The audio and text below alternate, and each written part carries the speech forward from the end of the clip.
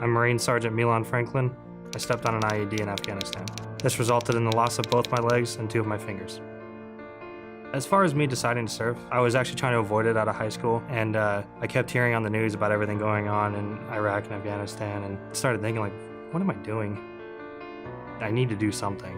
And I remember signing the final paperwork, and the thought crossed my mind, this could maim or kill me. Yeah, I'm okay with that, and signed it. I met Dell when I entertained the idea of getting a service dog. About halfway through the training with my dog, she started volunteering there. Tom, the owner, asked me if I wanted to go out to lunch, and I was like, sure, and asked if she wanted to go too, and so she came along, and the next thing I know, it's just, similarity after similarity over and over, both draw, both like the same music, everything, and just kind of cascaded from there. He's my whole world, It's a shame that it took me so long to find him, but at the same time, it happened at the right time for us. I love you.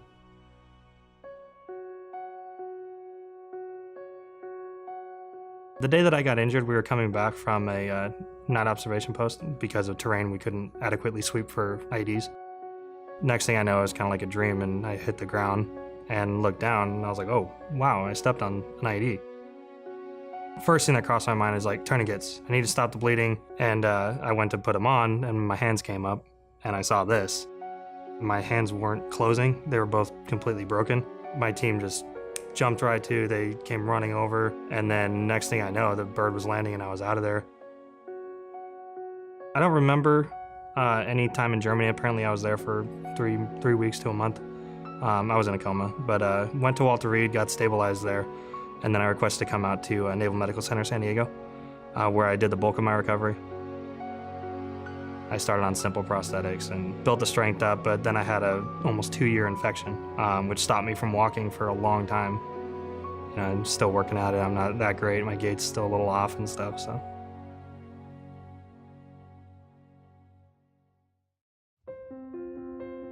Our current home it's an older house, so all the doorways are really tiny. I constantly slam my hands trying to wheel through everything and cut them, and I can't turn around in the hallway. It's constantly running into things. I feel like I'm this giant in like a little tiny space all the time. In the kitchen, the bottoms of the cabinets end up getting torn up in a matter of weeks just from the wheelchair bumping into them, or in the hallways, all of the baseboards are torn up and will need to be replaced because the wheelchair doesn't fit. Homes for Our Troops is an incredible organization. What they do is unbelievable. There aren't words to describe what this experience has been like thus far. A new home from Homes for Our Troops would mean the world to me. It'll give me back some independence where I don't have to rely on people so much. Just getting rid of that kind of stressor where I can finally feel like I can just breathe at home. I can't even say what it's gonna be like. It's gonna be incredible. I don't know what it's like. I've never experienced it since I've been injured. Having a home from Homes for Our Troops, the best part about it would just be him getting his independence back, and even just the process of coming out and going to conference and seeing everything that leads up into that. I haven't seen him this happy in a long time. It's unbelievable, Yeah. Feels real.